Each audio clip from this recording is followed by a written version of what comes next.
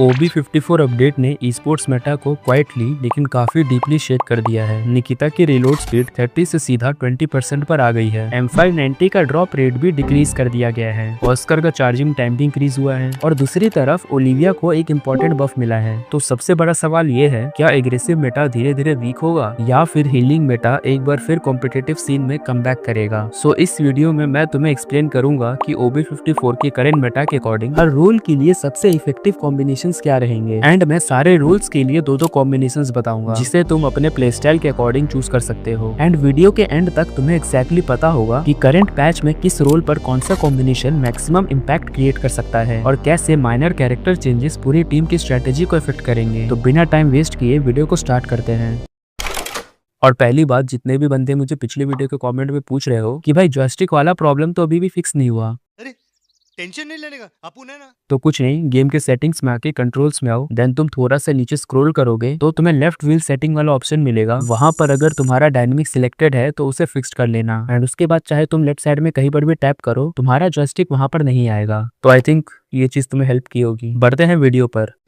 मेरा आईडी का सपोर्ट कीजिए, आगे पर नहीं भाग रहा है, मोटराइज नहीं हो रहा है, उससे मेरा क्या फायदा।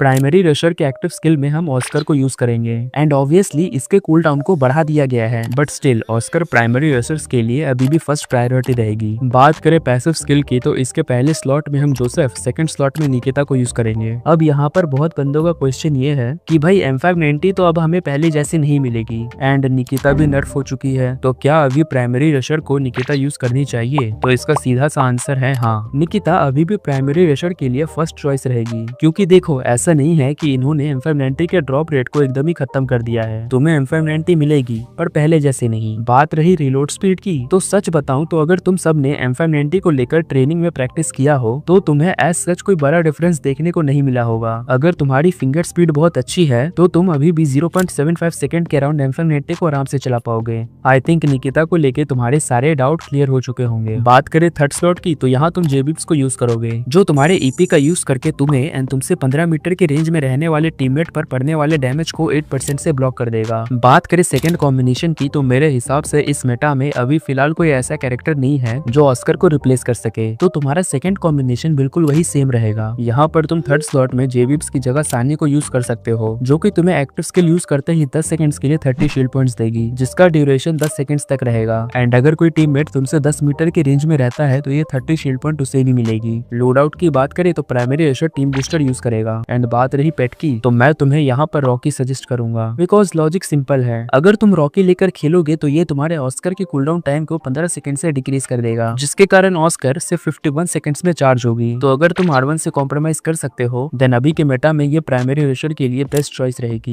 बिकॉज इससे पहले बहुत सारे प्राइमरी ड्रेकी को यूज करते थे। सो अगर एक पेट से तुम्हारा कूलडाउन टाइम अराउंड 10 सेकंड से रिड्यूस हो रहा है तो क्यों ना उसे ट्राई करें, बिकॉज ई स्पोर्ट्स में एक सेकंड मैटर करती है। बाकी का चॉइस तुम्हारा है। अब हम बात करेंगे सेकेंडरी रशर के बारे में, क्योंकि ये टीम का सबसे क्रिटिकल रोल है, बिकॉज तुम्हें ट्रेड निकालना है, फ्लैंक्स कवर करने हैं और एनिमी की पोजीशनिंग ट्रैक करनी है। एंड इस हीलिंग मेटा में सेकेंडरी रशर का रोल और भी बढ़ जाएगा। तो हम इसके पहले कॉम्बिनेशन के एक्टिव स्किल में क्रोनो को यूज करेंगे एंड इस अपडेट में इसका कूलडाउन टाइम 60 से 45 सेकंड हो गया है। एंड अभी के मेटा में डिफेंस एंड सपोर्ट के हिसाब से सेकेंडरी रशर के लिए इससे अच्छा कैरेक्टर फिलहाल में कोई नहीं है। पैसिव स्किल के पहले स्लॉट में हम स्किल ब्लॉकर से बचने के लिए जोसेफ को यूज करेंगे। अब देखो, जैसा कि हमें पता है कि M590 अब हमें पहले जैसी लूट में नहीं मिलेगी, जिसके कारण अब सेकेंडरी रशर्स को स्पैम वाले गन ज्यादा यूज करने पड़ेंगे। एंड इस कारण से अब निकिता रखने का कोई फायदा नहीं है, बिकॉज जब तुम्हें M590 ही नहीं मिलेगी तो निकिता को यूज करके क्या करोगे। तो इस मेटा में हमारा ये स्लॉट खाली हो जाता है एंड यहाँ पर हम ओलिविया को यूज करेंगे, जो कि मेनली तुम्हारे प्राइमरी रशर को हील से सपोर्ट करने में काम आएगी। एंड थर्ड स्लॉट में हम इंस्टेंट रिवाइवल के लिए थीवा को यूज करेंगे। बट इफ तुम्हारी टीम एग्रेसिव खेलना पसंद करती है देन हम सेकेंडरी रशर के एक्टिव स्किल में केसी को यूज करेंगे, जिससे तुम्हारे प्राइमरी रशर को फाइट के दौरान हीलिंग पर टाइम वेस्ट नहीं करना पड़ेगा एंड उसे लगातार हीलिंग मिलते रहेगी। एंड इस कॉम्बिनेशन के पैसिव स्किल बिल्कुल फर्स्ट कॉम्बिनेशन की तरह सेम रहेंगे, जिसमें हम जोसेफ, थीवा एंड ओलिविया को यूज करेंगे। एंड मुझे ये चीज बताने की जरूरत नहीं है कि केसी ओलिविया के साथ पेयर करने पर कितनी खतरनाक हो जाती है, बट इफ तुम्हें ट्रोगन एंड मैग यूज करने के लिए रेट ऑफ फायर चाहिए देन तुम थीवा की जगह लूना को यूज कर सकते हो, जो तुम्हारे किसी भी गन के रेट ऑफ फायर को 8% इंक्रीज कर देगी। एंड उसी रेट ऑफ फायर का यूज करके तुम्हें 10% मूवमेंट स्पीड प्रोवाइड करेगी। एंड पेट में हम R1 एंड लोड आउट में टीम बूस्टर यूज करेंगे। अब बारी आती है तुम्हारे टीम के अब्दुल की,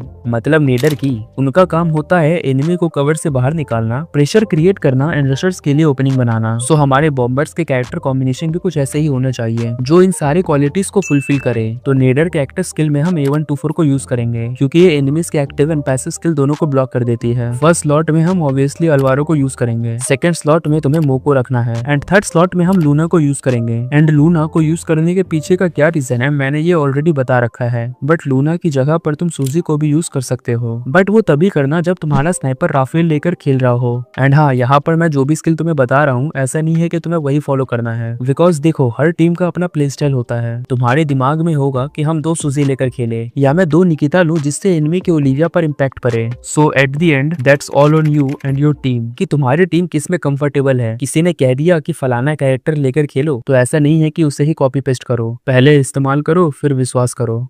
ऐसा क्यों लग रहा है कि मैं किसी चीज का ऐड कर रहा हूँ? पूछा किसी ने? अब बात रही नेडर के सेकंड कॉम्बिनेशन के बारे में, तो ऑनेस्टली बताऊं तो अभी के टाइम में नेडर्स के लिए A124 से अच्छा एक्टिव कैरेक्टर मुझे दिख नहीं रहा एंड है भी नहीं। ऐसा हो सकता है लाइक समझो कि तुम कोई लॉबी खेल रहे हो एंड वो बहुत ज्यादा ही टफ लॉबी है, मतलब बंदे नेट छोड़ के बात ही नहीं कर रहे। उस सिचुएशन में तुम्हारा सेकेंडरी रेशर एक्टिव स्किल में स्टेफी को यूज करेगा एंड तुम क्रोनो पे शिफ्ट हो जाओगे। तो बस ऐसे ही तुम्हें एक्सपेरिमेंट करते रहना होगा। आई होप अभी मैंने जितना भी ज्ञान दिया तुम्हें समझ आ गया होगा। एंड नेडर्स के लिए पेट में हम बीस्टन एंड लोड आउट में टैक्टिकल मार्केट रखेंगे। अब आते हैं टीम के उन प्लेयर्स पर जो मैच को दूर से ही खत्म कर देते हैं। एंड यस, तुमने सही गेस किया, इसके पहले कॉम्बिनेशन के एक्टिव स्किल में हम मॉर्स को यूज करेंगे। पैसिव स्किल के पहले स्लॉट में मारो रहेगा। एंड यस, इससे भी नर्फ मिला है एंड अब ये 25% की जगह 20% एक्स्ट्रा डैमेज देगी, बट स्टिल अभी भी ये काम का है। सेकंड स्लॉट में तुम्हें मोको को यूज करना है। एंड मॉर्स के केस में थर्ड स्लॉट के लिए तुम्हारे पास 2 चॉइसेस हैं। पहला राफेल जो तुम्हारे स्नाइपर के साउंड को सप्रेस कर देगा एंड दूसरा सूजी जो तुम्हें एक्स्ट्रा कॉइंस देगी। सो तुम राफेल लेकर तभी खेलना जब तुम्हारे बॉम्बर ने सूजी लिया हो। अब बढ़ते हैं स्नाइपर के सेकंड बेस्ट कैरेक्टर कॉम्बिनेशन की तरफ। एंड इस कॉम्बिनेशन के एक्टिव स्किल में हम स्काइलर को यूज करेंगे। पैसिव स्किल के पहले स्लॉट में हम मोको, सेकंड स्लॉट में मारो एंड तीसरे स्लॉट में सूजी को यूज करना है। तो गाइस ये थे वो कॉम्बिनेशंस जो स्क्रिम्स एंड टूर्नामेंट में तुम्हें एज देगा। एंड वही बात कि खुद से अपने टीम के ऊपर अलग अलग कैरेक्टर स्किल्स को टेस्ट करो एंड देखो कि किसमें तुम्हारी टीम का मैक्सिमम आउटपुट निकल रहा है। सो इफ तुम कंफ्यूज्ड हो कि तुम्हें 5 जुलाई को आने वाले ओपन क्वालिफायर्स में कैसे खेलना है, तो तुम्हें ऊपर मेरा ये वीडियो दिख रहा होगा, मैं तुम्हें वहीं पर मिलूंगा।